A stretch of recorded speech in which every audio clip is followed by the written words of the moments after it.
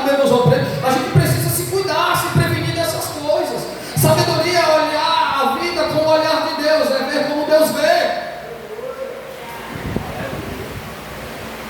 Tem um livro, Jesus na visão do Oriente Médio, está até com Douglas. Escuta, por favor, quem está ouvindo, diga amém. Jesus veio olhar a vida com o olhar do próprio Pai. Na visão do Oriente Médio, aquela passagem de João capítulo 8, ela tem algumas modificações textuais, interpretativas. Na visão do Oriente Médio, é como se Jesus chegasse para aquela mulher e não a chamasse ela de prostituta, e nem tampouco aceitar que alguém a chamasse de adúltera ou prostituta. Eles entendiam, pela visão do Oriente Médio, que aquele texto, Jesus já via a mulher há alguns anos, lá na frente, de forma mudada, diferente e com uma reputação diferente. Aí eles acreditam que quando Jesus está escrevendo ali no chão, olha aqui, recebe, irmão, recebe! Quando Jesus está escrevendo e falando para os religiosos, para os fariseus, Jesus chegou e disse assim: não, ela não é adúltera e nem prostituta, ela é minha princesa. Olha só, quando nós olhamos como Deus olha a vida, e assim devemos olhar a vida como Deus olha. Enquanto as pessoas estavam chamando ela de quê? Adúltera e prostituta, dentro daquele livro eu aprendi que dentro da cultura do Oriente Médio, aquele texto teve uma... Entenda bem, irmão, não estou dizendo que a gente tem que mudar a Bíblia, não é isso. Na visão deles, Jesus estava chamando a mulher de princesa, minha princesa.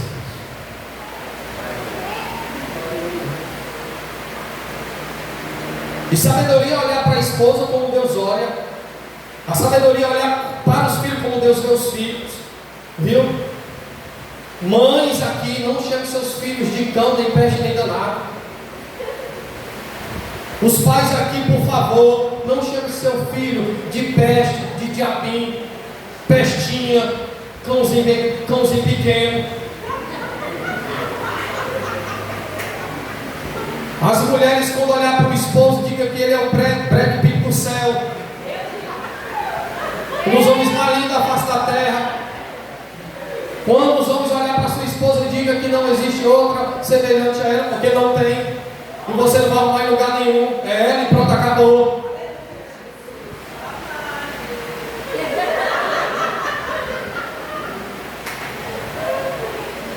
O problema de agir com sabedoria é dessa forma, às vezes, e isso encaixa assim, em todas as áreas da nossa vida.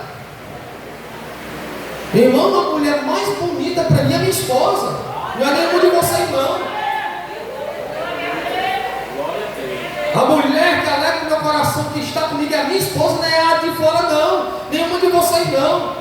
Porque quando eu olho para qualquer irmã daqui, eu trato como minha ovelha, minha irmã, ou minha filha. Elas aí sabem muito bem como eu trato elas. Vocês sabem muito bem como é que eu trato vocês. Isso é olhar a vida como Deus olha, a forma de tratar, atenção, equilíbrio, moderação, aperfeiçoamento e maturidade. O que é a sabedoria? Olhar para a vida com os olhos de Deus, é ver a vida como Deus a vê. Sabedoria não é sinônimo de conhecimento. E isso, ter cuidado até nos elogios que vão falar.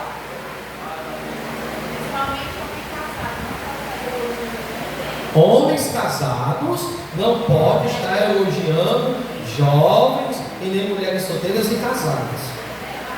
Isso é um perigo enorme. Isso é, não vou dizer que é fatal de forma momentânea, mas isso é um perigo. E a gente precisa realmente nos prevenir dessas coisas. Amém, irmãos? Eu não sei se aqui tem irmãos aqui que vai no WhatsApp das jovens, ou no Instagram, no Messenger, né? Vocês têm, ou o irmão vai aqui no WhatsApp de alguma irmã, porque eu conheço homens que fizeram isso. Foi no WhatsApp de uma jovem, de uma igreja aí, disse que ela estava muito linda com o vestido e que estava esperando ela ir com aquele vestido de novo, ou com outro, não sei, uma coisa parecida. Pode perguntar todas essas meninas aí, ó. Essas paquitinhas de Jesus aí, que é a paquitinha de Jesus, né? De Jesus. De Jesus. Não é de Jesus. Se eu ouso usar de desrespeito com elas, em nenhum momento. Sabe agora no clube dos Correios? Tudo ia lá na piscina, né? Brincando, e eu, rapaz, eu não vou mergulhar. Não é por nada não, é por respeito. Por respeito. Aí quando eu decidi mergulhar, faltava 10 minutos para 4. Quando eu mergulhei, o cara chegou, acabou, vou embora. Assim que eu entro, o cara acabou, meu Deus do céu. Estou pura peixe beta, o cara vai mandar embora. Né? Então, a gente precisa se policiar, isso é agir com sabedoria. Existem coisas que não lhe pertencem, então trate-as como se não fossem suas, porque não lhe pertencem. Amém, irmãos? Quem está gostando da doutrina, diga amém. Quem não está gostando, vai gostar, nem que seja a força. Peraí, só um instante.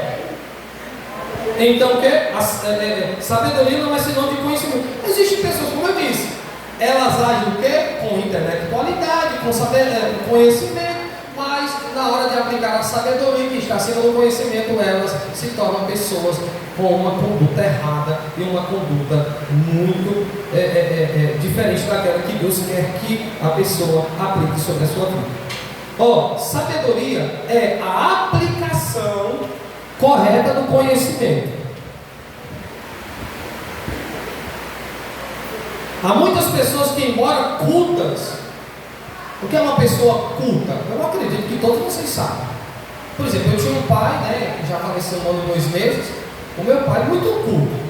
O Giovanni sabe muito bem. A Bebeta pegou uma receita, a letra do médico parecia o aramaico, não era a Bebeta. Ela disse: cadê teu pai? Chama teu pai, porque eu não estou entendendo nada aqui. Aí eu, pai, tem como o senhor vir aqui na casa da irmã Bebê, da minha sogra? Porque ela está com uma receita aqui para comprar um remédio, só que está em hebraico. Aí meu pai chegava: ô Bebeta, isso aqui é esse remédio, esse. Aí a Bebê: seu João, o senhor pode dar uma olhadinha nos meus exames? Aí ó, não estou mentindo não, pode perguntar. Aí meu pai: Bebeta, você está com isso. Aí a Bebê: seu João, o senhor era para ser médico. Tudo que você está falando, o médico diz que eu tenho. Um homem culto. Meu irmão, você tem noção, meu pai sabia falar inglês. Estou mentindo, filho? Giovanni, espanhol, castelhano. Não estou mentindo. Meu pai era para ser médico, só não conseguiu chegar a ser médico pelo fato de não ter dinheiro para pagar uma faculdade de medicina. Não é à toa que tinha só um laboratório para ele no Ministério da Agricultura, só para ele. Um homem inteligente, um homem, meu Deus do céu. Mas quando bebia, aí quando meu pai bebia, irmão, aí ele perdia toda a cultura que tinha. Ficava namorador, virava o presidente,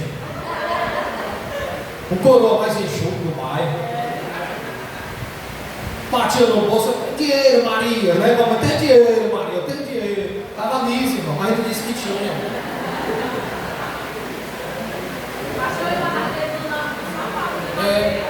Mas quando bebia, ele perdia toda essa cultura que ele tinha e que ele exercia estando bom. Porque o álcool tem um trabalho de quê? Desequilibrar, tirar o homem da noção do tempo, tirar o vislumbre, a visão, ofusca o seu olhar. Não é à toa que quando o cara está bêbado, ele cai sozinho, mano, não tope nada, já cai. Ele não tope nada e cai, porque ele está bêbado, ébrio, desequilibrado. Então, é mais ou menos assim. Você pode ser uma pessoa inteligente, ter conhecimento, mas se você não exercitar a sabedoria, você vai ser somente mais um tolo e uma tolinha da vida. Ter luz na mente, mas lhes falta discernimento no coração. Usa o conhecimento para o mal e não para o bem. Sabedoria é ser governado pelos valores de Deus. Sabedoria é ser governado pelos valores de quem? Se eu perguntar aqui à igreja, cada um vai levantar a mão e vai falar sobre 1, 2, 3 ou 4 ou mais valores de Deus. Dentro dos atributos que ele compartilha, nós encontramos valores inegociáveis. Preste bem atenção, quem está ouvindo, diga amém. Deus é um ser pessoal que tem o prazer de compartilhar conosco parte de um de seus atributos, que são os atributos comunicados. Por exemplo, um dos valores de Deus, quem está ouvindo, diga amém. Um dos valores de Deus, a verdade. Deus compartilha conosco a sua verdade, porque Ele não quer que venhamos andar na mentira. Por que Deus compartilha conosco a sua santidade? Porque assim como Ele é distinto dos outros deuses, a sua família, a sua igreja tem que ser diferente do mundo. Por que Deus compartilha a sua justiça? É porque Ele quer que nós venhamos agir de forma reta, correta e justa, sem defraudar, sem lesar e sem comprometer a vida do próximo, irmão.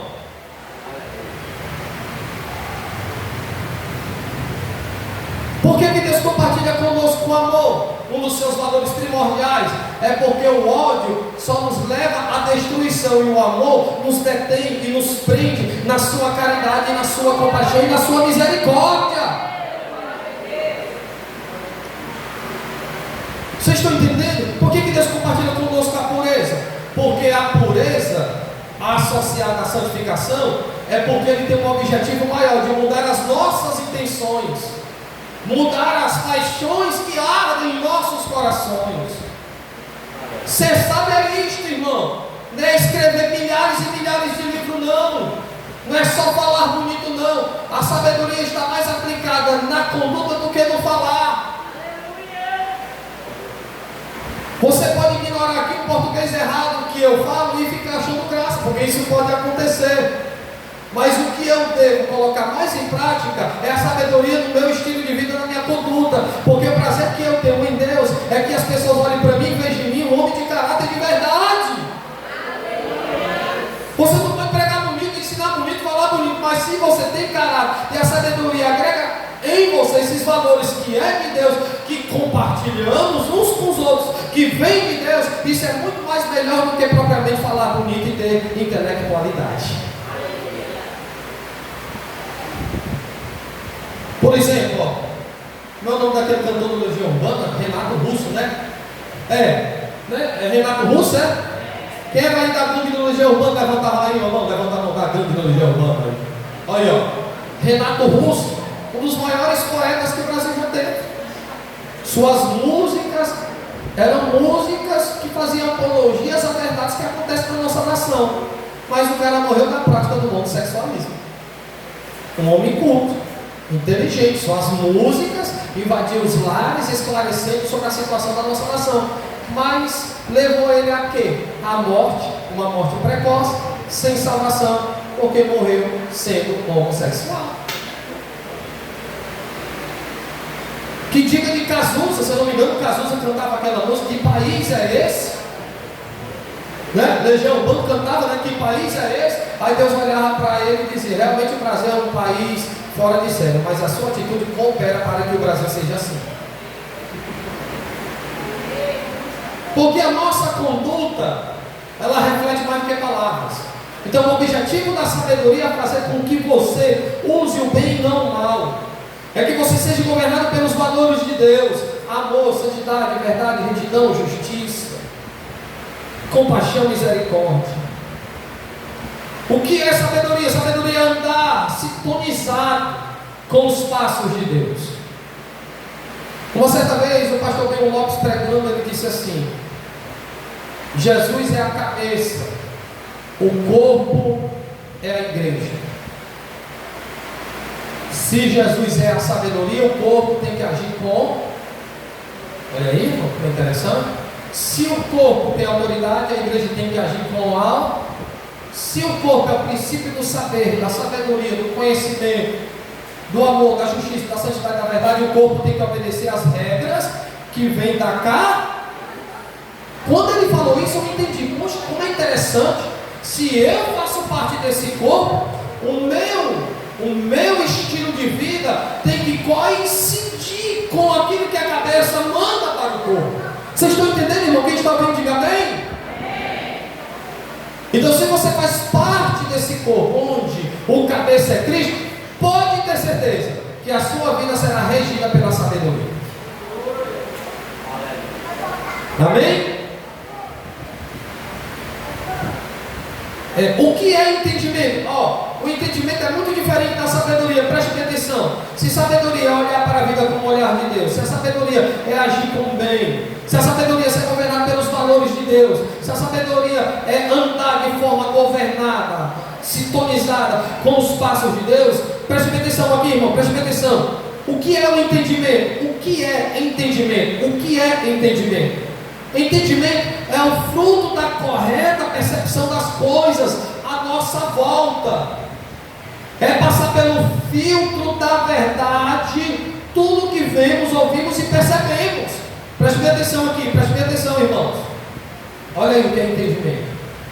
Entendimento é você estar no círculo, olhar para ele, perceber que naquele círculo pessoas não contribuirão para o seu bem-estar. Isso é entendimento. O entendimento não fala, o entendimento é atitude. O entendimento não fala. O que fala é sabedoria. O que fala é conhecimento. O entendimento te leva a perceber. Você terá a percepção das coisas em sua. Por exemplo, o Salmo 1. O Salmo 1 é para quem entende o que é entendimento. Escute, preste atenção. Bem-aventurado aquele que não se há. Eu entendi que eu não posso me assentar e nem ficar na roda dos escarneiros. O entendimento faz eu fazer filtrar por meio das verdades coisas, palavras, comportamentos, pessoas e ambientes. Amém? Por exemplo, o entendimento que você tem fará você não se aproximar de pessoas que estão com chocarrices, fofocas, dissensões, contendas, maledicências. O entendimento faz você se retirar sem agredir os outros.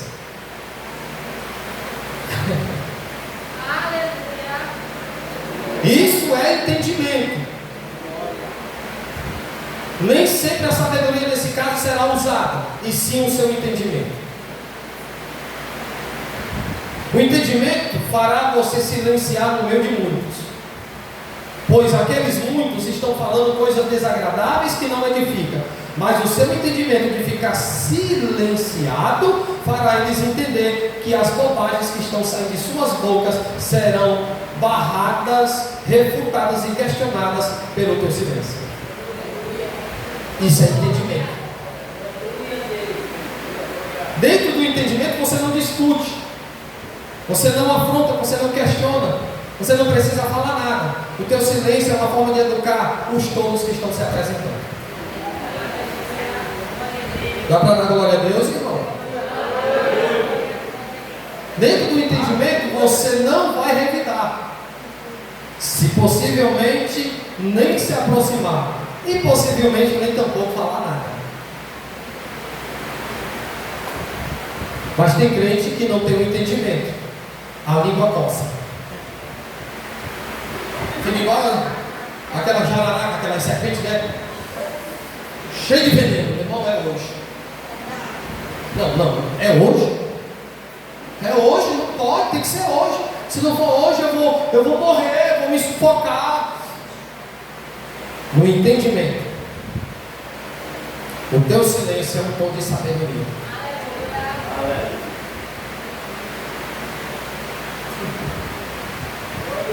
Dá para dar glória a Deus, jovens?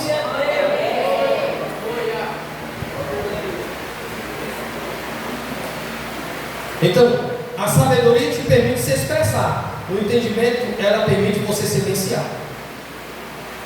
Quantas pessoas não fizeram desamizades, se prejudicaram porque não tiveram entendimento? Tiveram até sabedoria de falar, falaram na hora errada, enquanto o entendimento estava pedindo para você silenciar. Aconteceram vários casos aqui, de pessoas, eu já conversei com pessoas assim, pastor, minha vontade, não, é a sua vontade. E quando você vai para fazer a sua vontade, Aí você vai ver a bagaceira que vai dar, a confusão que você vai arrumar para mim depois descascar. Sim ou não, jovens? Sim ou não, igreja? Aí atrás, sim ou não, massa? Sim ou não? Já pensou se eu falar tudo que eu quero para os outros, aquilo que eu não quero falar nem para mim mesmo?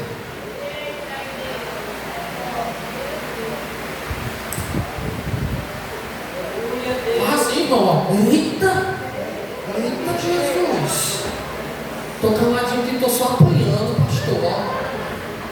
Já pensou se tudo, Leila, que eu quiser falar para você, para lhe ofender, lhe machucar, lhe confrontar, lhe questionar, seria capaz de eu ter a atitude de falar para mim mesmo?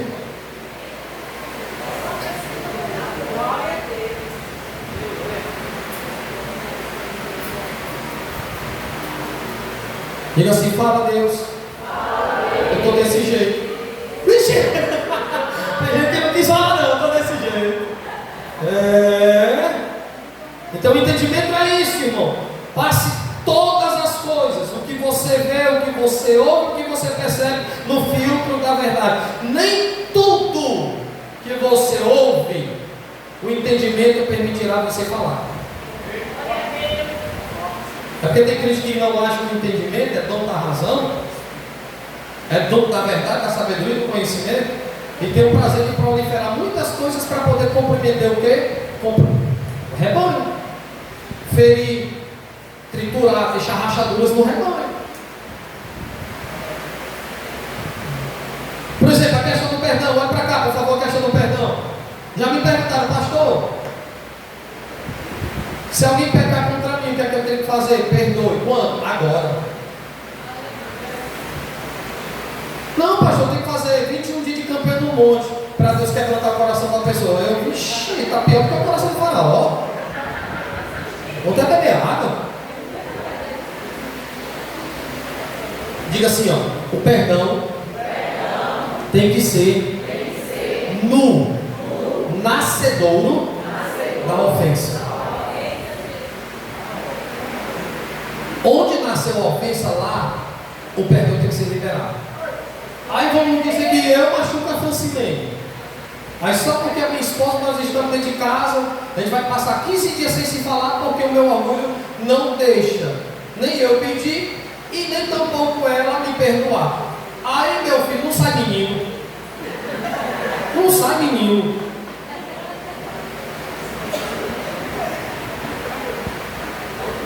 Eu não sei o que é que esses crentes aprenderam com isso. Vocês aprenderam isso aonde? Que tem que subir um monte, tem que jejuar e orar para poder, depois de alguns meses, você ir lá e pedir perdão. Você aprendeu onde? Me diga, com qual profeta? Me diga o nome desse profeta que eu vou lá discutir com ele. Se eu peguei contra minha esposa hoje, eu tenho que pedir perdão hoje. Se você pecou contra alguém da igreja, é perdoado no dia em que você pecou e ofendeu uma pessoa. Eu mostrei o José ontem, não foi não, José? Lucas, é só ler Lucas capítulo 17. Vamos lá só conferir isso aqui. Isso aqui, irmão, é entendimento. Olha o que é que diz aí Lucas aí, ó, Thaís, vamos lá. Lucas capítulo 17.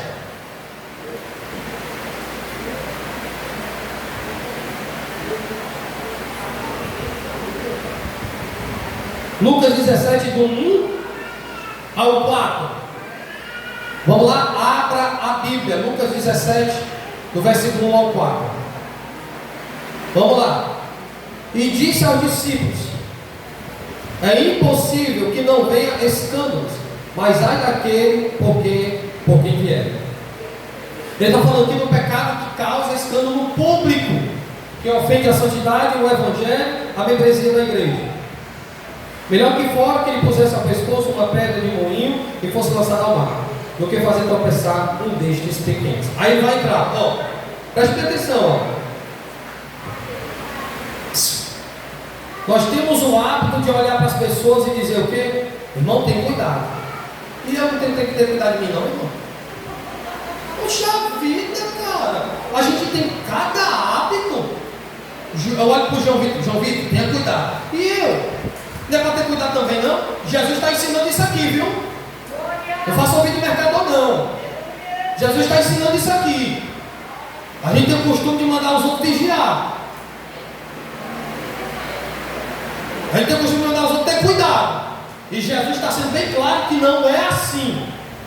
Não devemos agir assim. Olha o que é que Jesus diz: olhai por vós.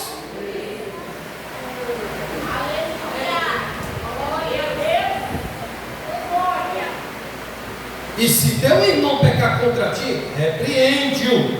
E se ele se arrepender, perdoa-lhe. E se pecar contra ti 7 vezes no dia, e 7 vezes no dia vier ter contigo dizendo: arrependo-me, perdoa-lhe. Jesus está dizendo: pecou contra o irmão, aqui é pecado contra o irmão, não é pecado contra Deus, não. Ele está falando do pecado contra a igreja e do pecado contra o irmão. Do pecado contra a igreja, versículo 1 e versículo 2, escândalo público, disciplina.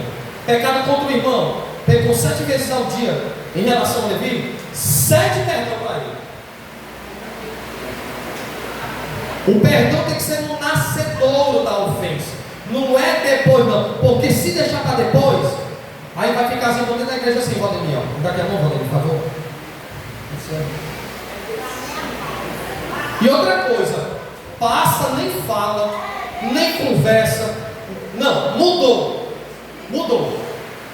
Por isso que é bom resolver na hora, no dia, no nascedor da ofensa. Porque se deixar para passar 1, 2 semanas, por exemplo, já pensou aqui? O diácono José, algum de vocês erra contra mim, e a gente fica com aquele mal-estar no altar, a gente vai dar a paz do Senhor de forma desconfiada, sem prazer, sem amor, sem apreciação. Que coisa terrível! A igreja vai perceber logo, irmão.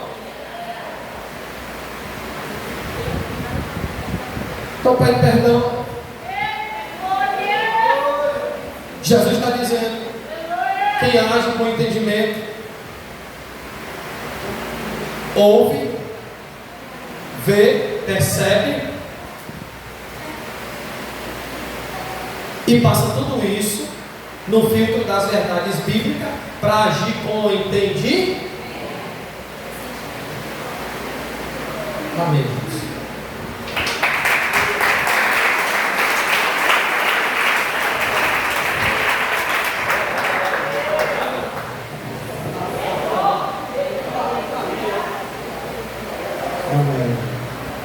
A senhora é uma doutrina maravilhosa. Todas as doutrinas são boas, né? Chamar aqui Antônio Moraes falou para o presidente Antônio Moraes falou para o João Pedro para a teologia.